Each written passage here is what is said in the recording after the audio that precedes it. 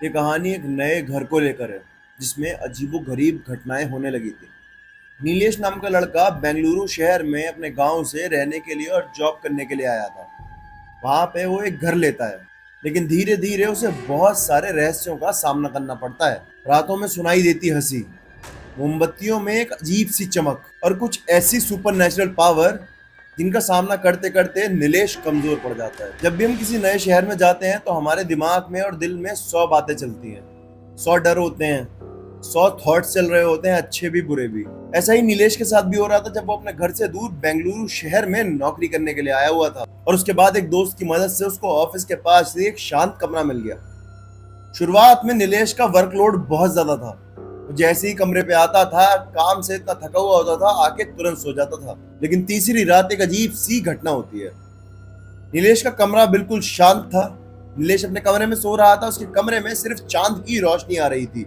लेकिन सडनली नीलेश झटपटा के उठ जाता है। उसको एक आवाज आती है जो खिड़की के बाहर से आ रही थी। नीलेश झटपटा के जैसे ही उठता है वो सोचता है यार ये अजीब सी आवाज कहाँ से आ रही है। वो सीधा खिड़की के पास जाके खड़ा हो जाता है। खिड़की के पास जाने के बाद वो नोटिस करता है कि जो उसे आवाज आ रही है हल्की सी एक हंसी की, वो सामने वाले घर में से आ रही है। लेकिन वो बहुत क्यूरियस हो जाता है और ये भी सोचने लगता है कि इतनी रात को हंसी की आवाज कैसे आ सकती है। वो उस हंसी की आवाज को फॉलो करना शुरू करता है। उसको डर लग रहा होता है, लेकिन डर के बावजूद उसकी क्यूरियोसिटी उसको हंसी की आवाज के पास ले जाती रहती है। जैसे ही वो घर के थोड़ा सा पास पहुंचता है, वो देखता है कि उस घर के एक रूम में एक अजीब सी परछाई दिखाई दे रही है। और उसके बाद उस घर के रूम की लाइट कभी बंद हो रही है, कभी चालू हो रही है, कभी बंद हो रही है, कभी चालू हो रही है, फिर बंद हो रही है, फिर चालू हो रही है। ऐसा बहुत बार हो रहा था। फिर उसने उन सब बातों को इग्नोर किया। उसने कहा पता नहीं कोई होगा पागल आदमी सामने वाले घर में रहता होगा, मैं तो जाके अपनी नींद पूरी करता हूँ, मुझे कल सुबह ऑफिस जाना है। वो ऊपर आता है, अपने कमरे में जाता है, बेड पे लेटता है, चादर अपने मुंह पे डालता है, मस्त सो जाता है। और उसे सुबह तक याद भी नहीं रहता कि उसके साथ हुआ क्या था। लेकिन ये आवाजें उसे रोज आने लगी।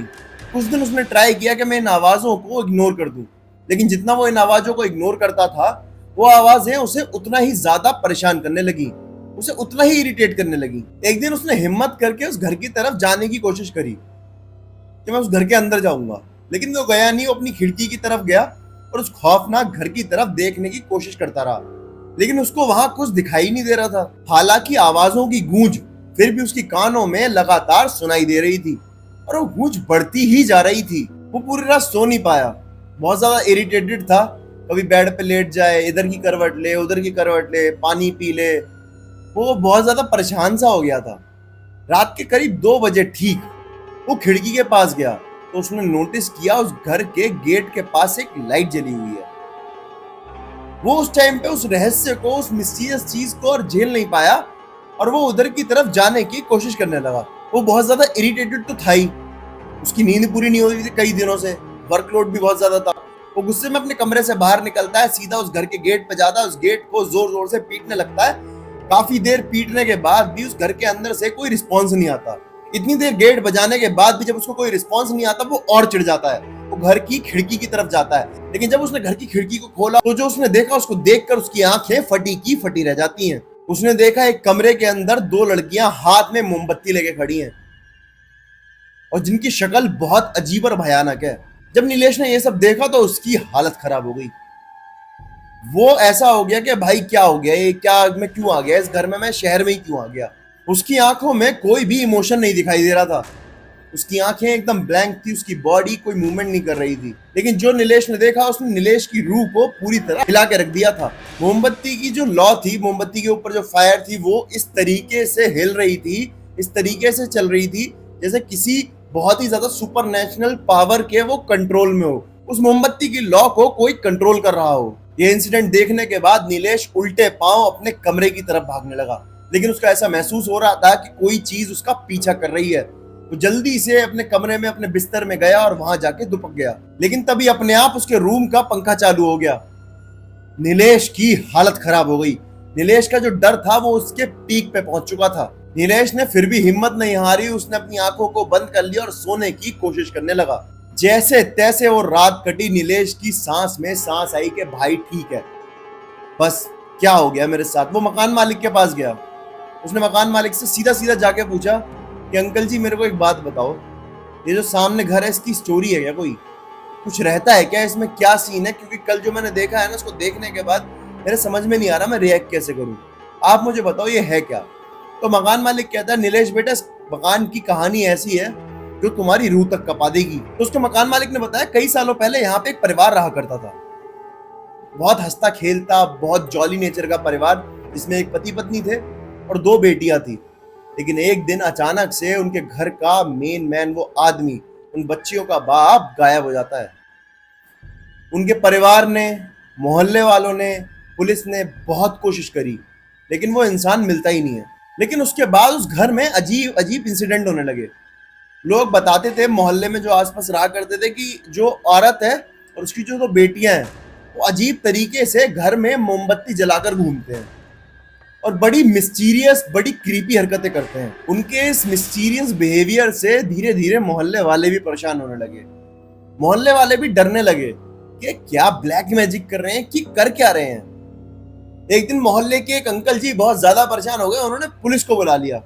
पुलिस उनके घर में गई और उसके बाद जो पुलिस ने उनके घर में जाके देखा, वो पता है क्या था? वो जो औरत थी और जो उसकी दो बेटियां थी, उनकी लाशें, वो भी सड़ी हुई। पोस्टमार्टम रिपोर्ट के हिसाब से उनकी मौत हुए करीब 6 महीने हो चुके थे।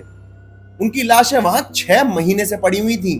और ये बात सोचने के बाद मोहल्ले वाले बहुत ज्यादा हैरान थे कि हम तो इन बच्चियों को और इनकी माँ को रोज रात को मोमबत्ती जला के इस घर में घूमते हुए देखते हैं, लेकिन इनकी मौत 6 महीने पहले हो चुकी है। तो वो कौन है जो रात में इनके घर में घूमता है?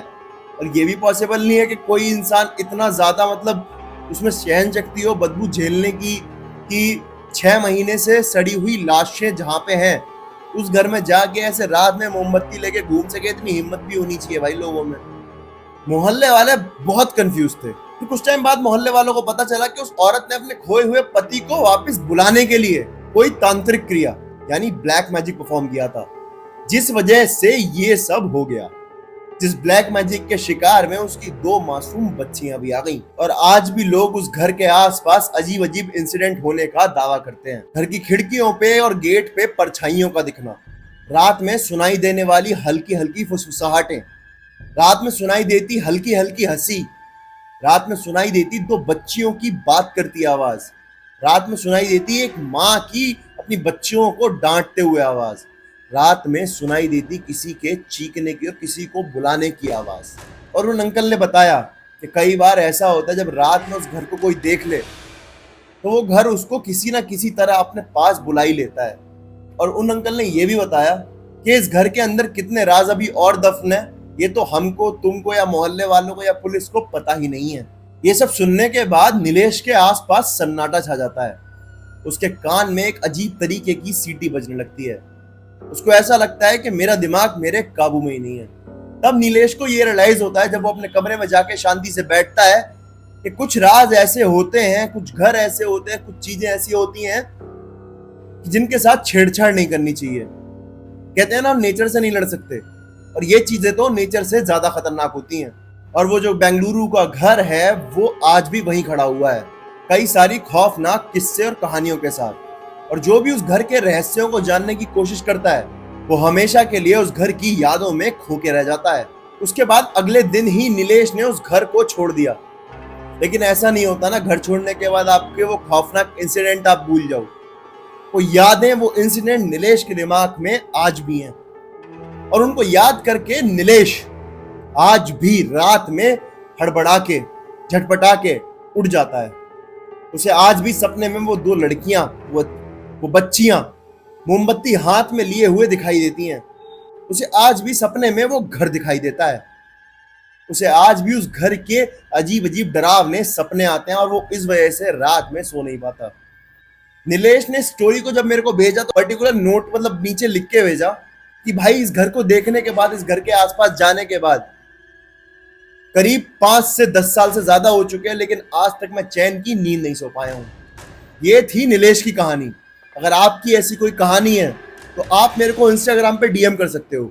इंस्टाग्राम पे मेरा पेज है द ओनली नकुल के नाम से, या फिर आप मेरे को ईमेल कर सकते हो। और अगर ईमेल भी नहीं करना तो भाई सीधा सीधा एक बात बता दो मैं तुमको, कमेंट में अपनी कहानी लिख दो। और हाँ, पेज को सब्सक्राइब जरूर कर लेना ताकि मैं आपके लिए ऐसी नई हॉरर इंटरेस्टिंग कहानियां लेके आता रहूं। अब मिलते हैं अगली कहानी में कल। तब तक के लिए आप कमेंट करके जरूर बताना कि आपको ये कहानी कैसी लगी।